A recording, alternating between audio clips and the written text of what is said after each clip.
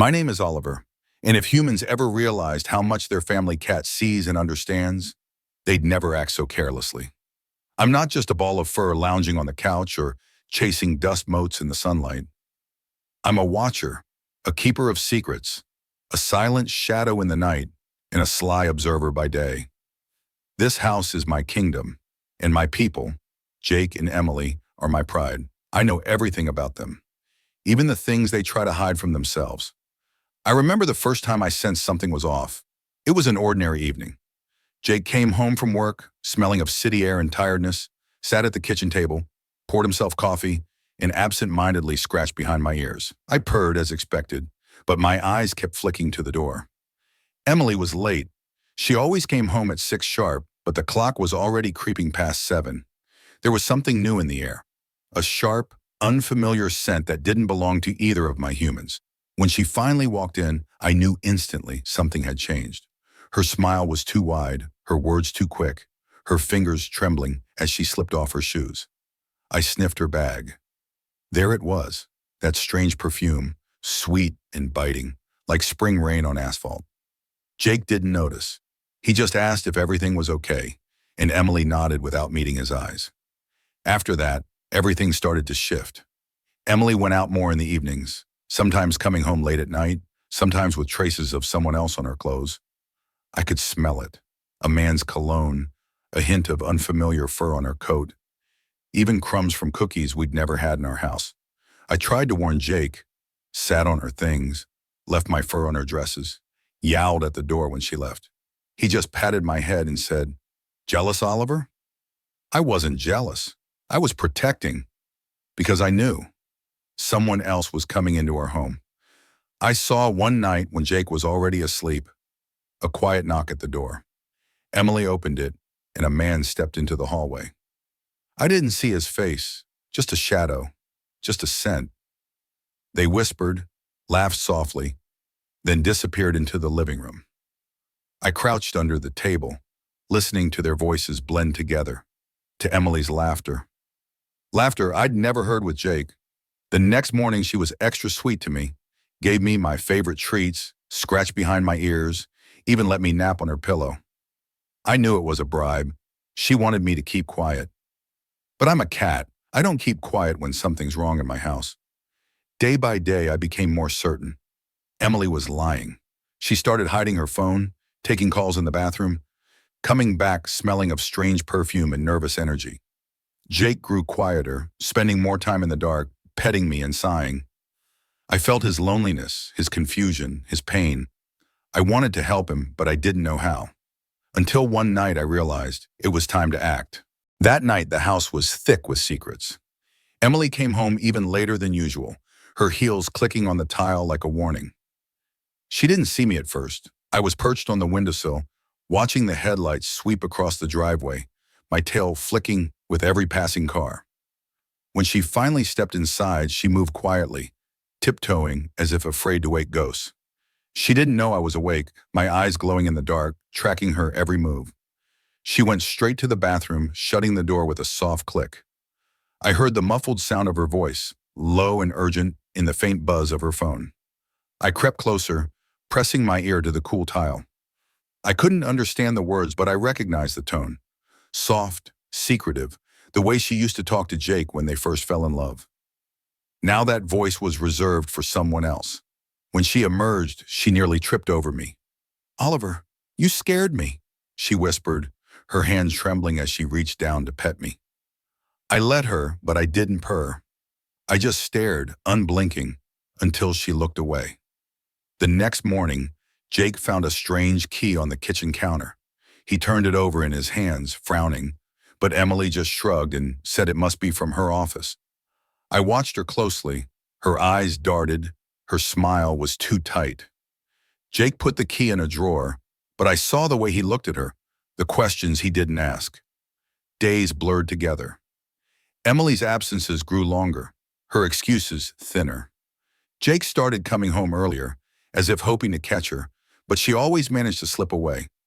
I tried everything, knocking over her purse, dragging her scarf under the bed, even leaving a dead moth on her pillow. She just sighed and pushed me away. One evening, As the sun bled orange through the blinds, I saw him, the man. He stood on the porch, glancing over his shoulder, his hands buried deep in his pockets. Emily let him in, her face flushed, her laughter too loud. They disappeared into the living room and I followed, silent as a shadow. They didn't see me slip behind the couch. I watched as they sat close together, their knees touching, their hands entwined. I saw the way Emily looked at him, soft, adoring, the way she used to look at Jake. My tail lashed with anger. This was my house, my family, and I wouldn't let it be torn apart. That night when the man left, I darted outside before the door closed. I rubbed against his leg, leaving a trail of my fur on his pants. He shooed me away, but I persisted, weaving between his feet until he finally drove off.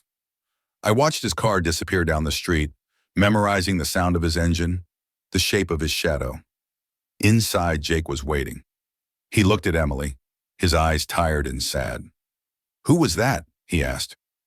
Emily hesitated, then lied, smooth, practiced, as if she'd done it 100 times.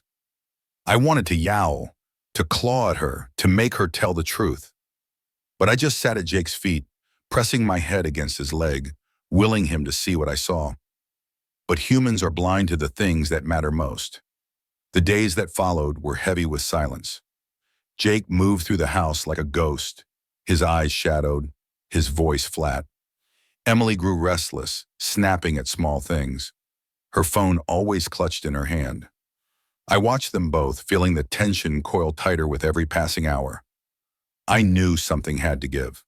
I just didn't know how to make them see what I saw, what I smelled, what I felt in every whisker and every hair along my spine. Then one rainy afternoon, the opportunity came. Emily was in the bedroom packing a small bag, her movements hurried and nervous. Jake was in the kitchen, staring into his coffee, lost in thought. I slipped into the bedroom and leapt onto the bed, knocking her purse to the floor. Its contents spilled out: lipstick, keys, a crumpled receipt, and a folded piece of paper. Emily cursed under her breath and bent to gather everything up, but I was faster. I batted the paper under the bed, out of her reach. She tried to coax me out, her voice sweet but strained. "Come on, Oliver, give it back." But I just stared at her, daring her to crawl under the bed in her nice dress. She gave up, shoving the rest of her things into the bag and storming out. Later, when the house was quiet, Jake came looking for me. He found me under the bed, paws on the folded paper. He reached for it, and I let him take it. I watched as he unfolded it, his brow furrowing as he read the words. Words written in a man's handwriting. Words that left no room for doubt. I saw the moment his heart broke, the way his shoulders sagged, the way his hand trembled as he set the note down. He didn't say anything to me, but I could feel his pain, sharp and raw. I pressed my head against his hand, purring softly, trying to tell him he wasn't alone. That evening, Emily came home early.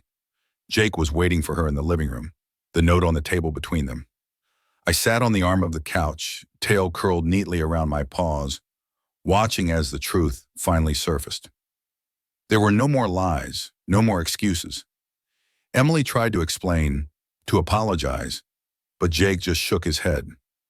His voice was quiet, but there was steel in it, a finality I'd never heard before. "I know everything," he said. "I deserve better than this." Emily cried, pleaded, but Jake stood firm. In the end, she packed her bag and left, the door closing softly behind her. The house felt emptier, but lighter, as if a storm had finally passed. For a long time, Jake just sat there, staring at nothing. I jumped into his lap, curling up against his chest, purring as loud as I could. He stroked my fur, his hands steadying, his breathing slowing. We sat together in the quiet, the two of us, survivors of a battle neither of us had chosen. I don't know what the future holds. I'm just a cat, after all. But I know this.